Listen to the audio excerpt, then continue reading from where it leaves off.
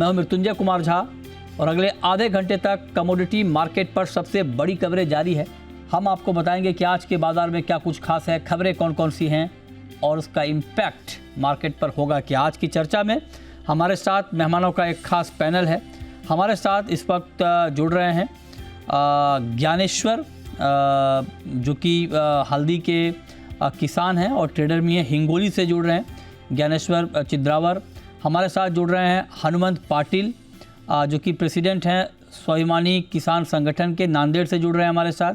हमारे साथ हैं पूनम चंद गुप्ता साहब, जो कि टर्मरिक कमेटी मेंबर हैं एनसीडीएक्स के, और साथ ही हमारे साथ जुड़ रहे हैं रवि दियोरा और अमित खरे। तो आप सभी का बहुत बहुत स्वागत है। आज का ये बड़ा पैनल इसलिए क्योंकि हल्दी को लेकर खबरों का बाजार बहुत गर्म है। जी हाँ, और सबसे पहले आपको ये बताते हैं कि इस वक्त हल्दी को लेकर क्या बातचीत चल रही है। हल्दी को लेकर अलग अलग मंडी से रिपोर्ट आ रही है, अलग अलग रिपोर्ट आ रही है।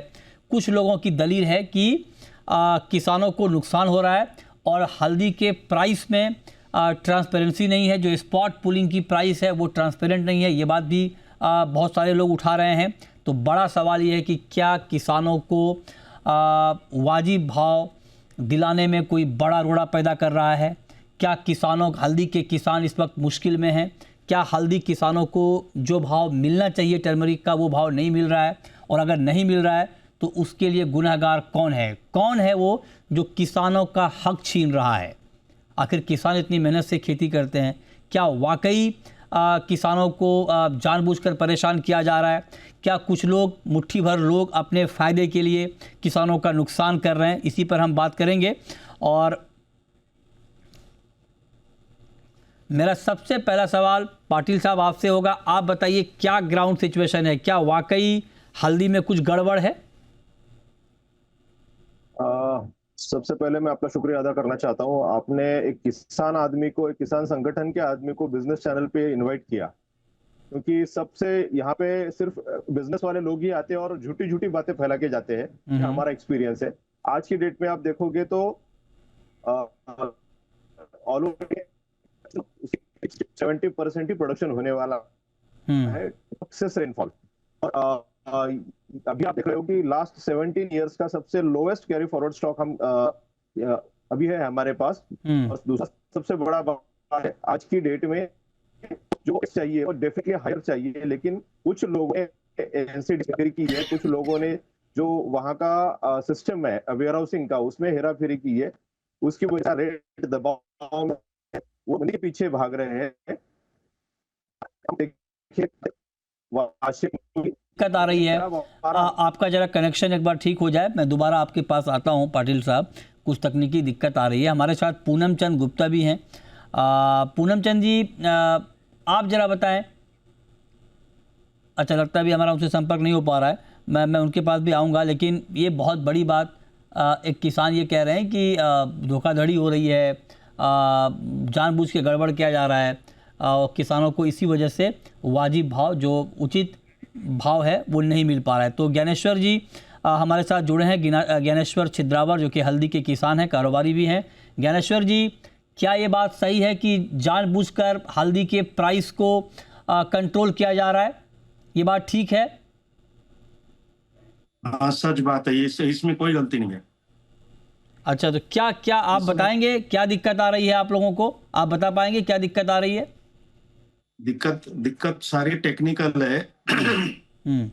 हल्दी बाजार में जितने भी व्यापारी है, चाहे वो फिजिकल हो, चाहे ऑनलाइन वाले व्यापारी हो, चाहे कोई हो, इन्होंने एनसीडीएक्स नामक जो बाजार है उसके साथ एक ऐसा कनेक्शन बनाया हुआ है कि उस कनेक्शन में से किसानों की फिजिकल बाजार में प्राइस गिराने की एक मैकेनिज्म तैयार हो जाती है। वह जो मैकेनिज्म है वहां पर हल्दी को एक शेयर के तौर पर ट्रेड किया जाता है। किसान के हल्दी को एक शेयर की ट्रीटमेंट दी जाती है।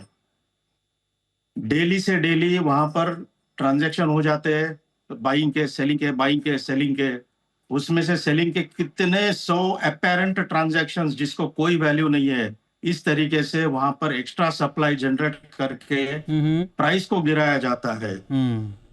वो जो गिराई हुई प्राइस है, उस प्राइस को लेकर वही ऑनलाइन वाले व्यापारी फिजिकल बाजार में आते हैं पार्टिसिपेट करने के लिए, और वहां के गिरे हुए प्राइस के अनुसार फिजिकल माल को तोड़ के कम रेट में मांगना चालू कर देते हैं। अब इन किसानों को मालूम नहीं होता कि हमारा रेट गिरा तो क्यों गिरा।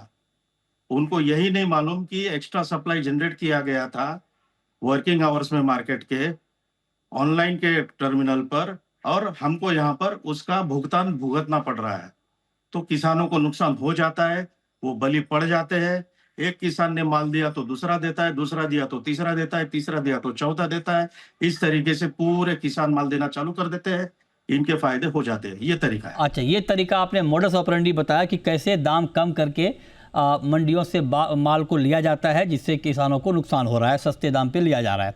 हमारे साथ पूनम चंद गुप्ता भी हैं, हल्दी के ट्रेडर हैं। पूनम चंद जी, एक बड़ा आरोप ये लगाया जा रहा है कि किसानों का हक छीना जा रहा है। कुछ लोग मार्केट को कॉर्नर करके स्पॉट मार्केट में दाम कम करवाते हैं, फिर स्टॉक लेते हैं, जबकि हल्दी के फंडामेंटल तेज़ी के हैं। क्या ये बात सही है कि हल्दी की कीमतों को जानबूझकर दबाया जा रहा है? नमस्कार मित्र जी।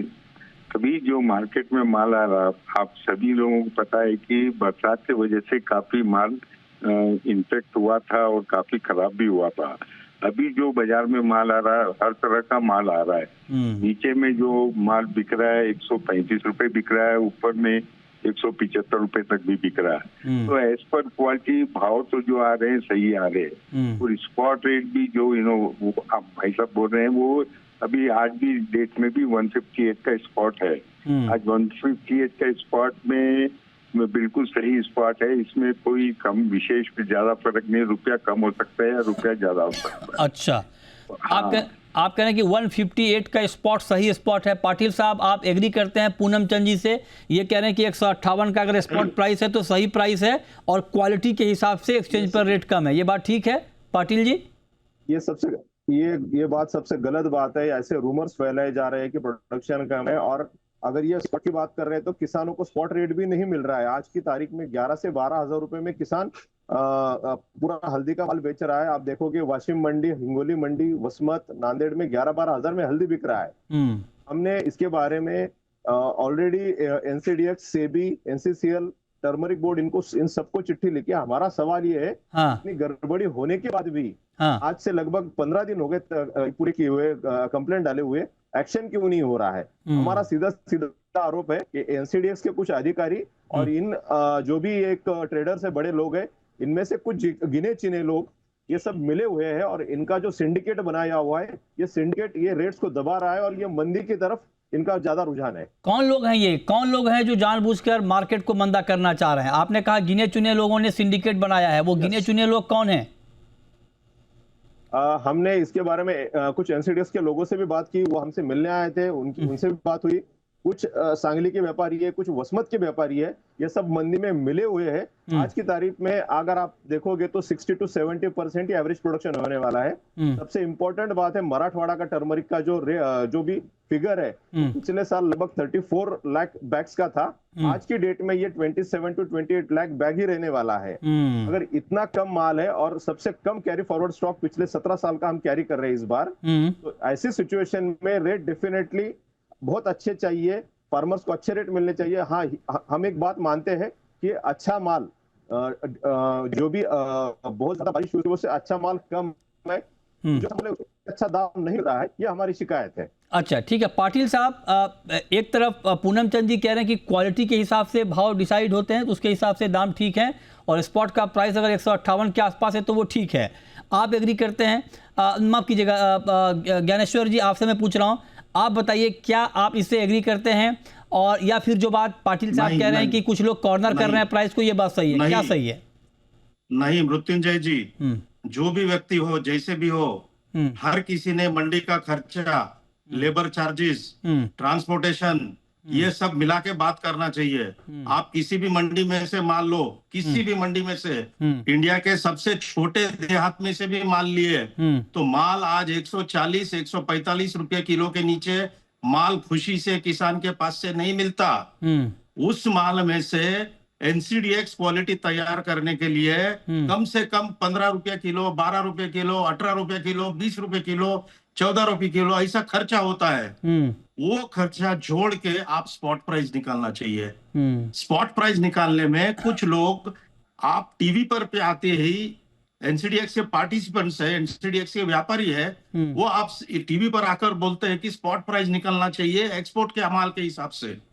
अब एक्सपोर्ट एनसीडीएक्स की जो क्वालिटी है और एक्सपोर्ट को जो माल जाता है उसमें जमीन आसमान का फर्क है। अच्छा। एक्सपोर्ट को तो 10 रुपया हल्का माल जाता है। अच्छा। कुछ देशों को तो 15 रुपए हल्का जाता है, और ये बोलते हैं कि उसके ऊपर स्पॉट प्राइस होना चाहिए। कौन बोलते हैं ये? तरीका है जी? कौन बोलते हैं ये ज्ञानेश्वर जी? कौन बोलते हैं? 2 दिन पहले इंटरव्यू हो गया जी टीवी पर। कौन 2 दिन पहले कौन किसने दिया इंटरव्यू? वो कुछ राजकोट के ब्रोकर है। अच्छा। वो बोल रहे थे। अच्छा, वो बोल फिर रहे एक कुछ मेरे ख्याल से 2 दिन पहले ये एक इंटरव्यू मैंने सुना, वो सारदा जी है शायद, वो भी वैसा कहे।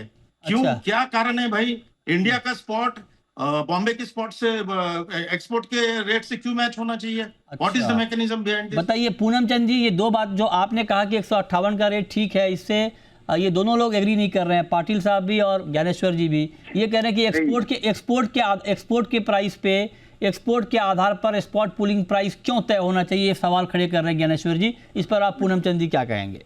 नहीं, एक्सपोर्ट के उससे नहीं होता है ये क्या है, सब सिस्टम 40 व्यापारियों का सबका एवरेज व्यू लेते हैं कि आज बाजार में क्या रेट है और क्या नहीं। सबका व्यू लेके कोई एक आदमी के व्यू पे नहीं चलता है ये। तो सबका लेने बाद जो एवरेज रेट निकलता है उस हिसाब से वो लोग स्पॉट देते हैं। और आज भी अपन मंडी में देखो, निजामाबाद मंडी में आज भी 145 से 155 रुपए हल्दी बिकी है। तो 145 से 155 का अगर अपन 150 का भी एवरेज पकड़ो तो आज 158 रुपए बिल्कुल सही स्पॉट है ना सब। इससे ऊपर तो जाने अभी वो ही नहीं है बिल्कुल। आप कह रहे हैं कि 158 का सही है, वो लोग कह रहे हैं कि गलत है। क्या स्पॉट पुलिंग प्राइस, चूंकि आप एनसीडीएक्स के एडवाइजरी कमेटी में, जो प्रोडक्ट कमेटी में हैं, अभी भी हैं पूनम चंद जी आप, तो क्या आपको लगता है कि स्पॉट पुलिंग प्राइस ट्रांसपेरेंट है? क्योंकि इसके ऊपर बहुत सवाल खड़े हो रहे हैं कि पुलिंग प्राइस ट्रांसपेरेंट नहीं है। नहीं, बिल्कुल ट्रांसपेरेंट है सब। इसमें जो खर्चा भी होता है करीबन 1000 रुपए कुंटल का अपने को डिपॉजिट का खर्चा आता है। 148 का एवरेज 1000 रुपए का खर्चा बोले तो 158 रुपए में बरोबर जो जा रहा है करेक्ट है। पाटिल साहब ये कह रहे हैं, पूनम चंद जी कह रहे हैं कि बराबर जा रहा है, पूरा ट्रांसपेरेंट है। ये तो एनसीडीएक्स के कमेटी के मेंबर हैं, ये बात कह रहे हैं। मुझे पूनम चंद से एक सवाल पूछना है। अगर आप बोल रहे हो कि आपका सिस्टम ट्रांसपेरेंट है, तो हमने पिछले 1 महीने से एनसीडीएक्स एनसीसीएल से भी कोई लेटर लिखा है, मैंने खुद लिखा है, हमारे डिस्ट्रिक्ट कलेक्टर नांदेड़ के उन्होंने लिखा है, हमारे संगठन के प्रेसिडेंट पूर्व सांसद मिस्टर राजू शेट्टी जी ने लिखा है। हमने एक ही डिमांड किया है कि अप्रैल कॉन्ट्रैक्ट की जो भी आपकी डिलीवरी है वो जो भी गवर्नमेंट एजेंसीज है, आपका एजेंसी नहीं बोल रहा हूं मैं, आपका जो भी आपका एजेंसी है उसके अलावा जो भी गवर्नमेंट एजेंसी है उसके थ्रू उसका इंस्पेक्शन करवाया जाए, उसके बाद ही उसका डिलीवरी दिया जाए। अगर आपके पास सही में उसकी ट्रांसपेरेंसी है तो ये डिमांड आपको मान लेनी चाहिए। हम पिछले 1 महीने से इस डिमांड को लेकर पीछे पड़े, लेकिन ये बात कोई नहीं मान रहा है। इसका मतलब उसमें कुछ तो गड़बड़ी है, इसकी वजह से आप हमारी डिमांड नहीं मान रहे। हम इनकी ट्रांसपेरेंसी को बिल्कुल झूठा मानते हैं। तो बताइए सर, अगर ये बात कह रहे हैं पाटिल साहब की जांच क्यों नहीं हो रही है इंडिपेंडेंट एजेंसी से, तो इसमें क्या दिक्कत पूनम चंद जी, क्यों नहीं हो रही है जांच? ये बरोबर किसानों के हक का सवाल है, अगर है किसानों के हक के सवाल पे अगर ये करना पड़े तो करने में क्या दिक्कत? नहीं, कर ही रहे हैं यहाँ पे। पूरे इनकी टीम आई हुई है 5 दिन से। 5 दिन से हर चीज के इंस्पेक्शन हो रहे हैं, क्वालिटी के ये रेट वाइज भी। और आप ये देखे होंगे अप्रैल डिलीवरी 400 गाड़ी डिलीवरी के लिए शो करी भी है। तो जो लेने वाला भी तो सोच कर ही लेगा ना, जो 400 गाड़ी उन अपने पैसे इन्वेस्ट करेगा, सही माल है या नहीं वो देख के ही लेगा। और कुछ गलत अगर रेट में गलत है तो वो भी उन्हें वॉच करके लेगा। 40 करोड़ बोलते तो आप 7 करोड़ का माल होता है तो सोच समझ के ही लेगा ना। ये थोड़ी कि उसके पास कुछ भी है पैसे लुटा देगा बोल के। अच्छा, तो इस पर क्या कहेंगे आप ज्ञानेश्वर जी, जो पूनम चंद जी कह रहे हैं? रास्ता क्या हो ताकि किसानों का हक ना मारा जाए, ये सबसे बड़ा सवाल है। और जी बिजनेस एक जिम्मेदार चैनल है, हमेशा हम किसानों के हित की बात करते हैं। अगर किसान कहीं से भी सफर हो रहे हैं तो उसको बिल्कुल टॉलरेट नहीं किया जाना चाहिए। आप बताइए रास्ता क्या है इसका? मृत्युंजय जी, बात ऐसी है, एनसीडीएक्स का जो स्ट्रक्चर है, उसके जो बायलॉज है, उस स्ट्रक्चर के अंदर वेयर हाउस सर्विस प्रोवाइडर उन्हीं का है, एक लैब उन्हीं की है, हमको वहां पर जाने की भी इजाजत नहीं है, आने की भी इजाजत नहीं है। क्लाइंट उन्हीं का है माल डालने वाला, और परचेसर भी उन्हीं का है माल लेने वाला। अब ये ऐसी हो गई कि हम मुंह बोली सरकार, हमारी सरकार, हम जैसे चलाए वैसे सरकार, हम बोले वो माल। अब परिस्थिति ऐसी है कि कार्य वो करते हैं, प्राइसिंग वो करते हैं, हम प्राइसिंग को सफर करते हैं, और वो उधर आपस में हल्के माल एक दूसरे को देके प्राइस को गिराते हैं। एक सबसे पहली बात। सेकेंडली, उनके पास डिलीवरी कंपलसरी नहीं है माल की। आप चाहे ट्रेड कितना भी करो, आप उस सारे ट्रेडों को मुकर के घर पे बैठ सकते हो। बिल्कुल, ये सबसे पहला फॉल्ट है। व्यवहार का सबसे बड़ा फॉल्ट ये है। आपने कुछ दिन पहले 5 जनवरी को सारे किसानों का माल 19,000 बिकवाया, 5 फरवरी को अप्रैल कॉन्ट्रैक्ट में बिकवाया, बाद में मई कॉन्ट्रैक्ट में बिकवाया। सारे किसानों का माल जो आज 13-14,000 आप लिए और उधर अंदर डाल दिए, वो नुकसान कोई कम नहीं हुआ है किसानों को। तो आपके पास ये जो सर्कस खेलने की जो ताकत है 19 से 14, 14 से 19, उस वजह से आपने, अगर आपका काम ईमानदारी का हो, तो कल जो आप डिलीवरी देने वाले हो, वो सारी डिलीवरीज जैसा कलेक्टर को अर्जी गई है सांगली के, जैसा कलेक्टर को गई है नांदेड़ PCI के द्वारा, NCDX तरीके से जांच करके ही डिलीवरी होनी चाहिए। बिल्कुल, ताकि हमको समझ में आ जाए आपने 19,000 के 12,000 जो करे लोगों के, वो क्या कारण से करे थे। बिल्कुल, ये बहुत होता है जी। हाँ, ये बहुत महत्वपूर्ण बात है। और कुल मिलाकर जो आप लोगों से बात हुई उसमें एक बात बहुत क्लियर है, और सबकी राय अपनी अपनी जगह है। लेकिन हाँ, ये बात बिल्कुल है कि मामला कुछ भी हो, इन्वॉल्वमेंट किसी का भी हो, लेकिन किसी भी सूरत में किसानों के हक के साथ खिलवाड़ नहीं होना चाहिए। जी बिज़नेस किसानों के साथ हमेशा खड़ा रहेगा, और इसीलिए इस मुद्दे को हम छोड़ेंगे नहीं। हम लगातार फॉलोअप करेंगे, आगे भी इस पर हम बात करेंगे। अगर कहीं से भी कुछ गड़बड़ी है तो उसको निश्चित तौर पे दुरुस्त किया जाना चाहिए। जो लोग भी, मैं किसी एक पक्ष की बात नहीं कर रहा हूँ, लेकिन अल्टीमेटली किसान किसी भी तरीके से सफ़र नहीं करना चाहिए, ये मेन मोटो होना चाहिए। बहुत शुक्रिया आप सभी का हमारे साथ जुड़ने के लिए।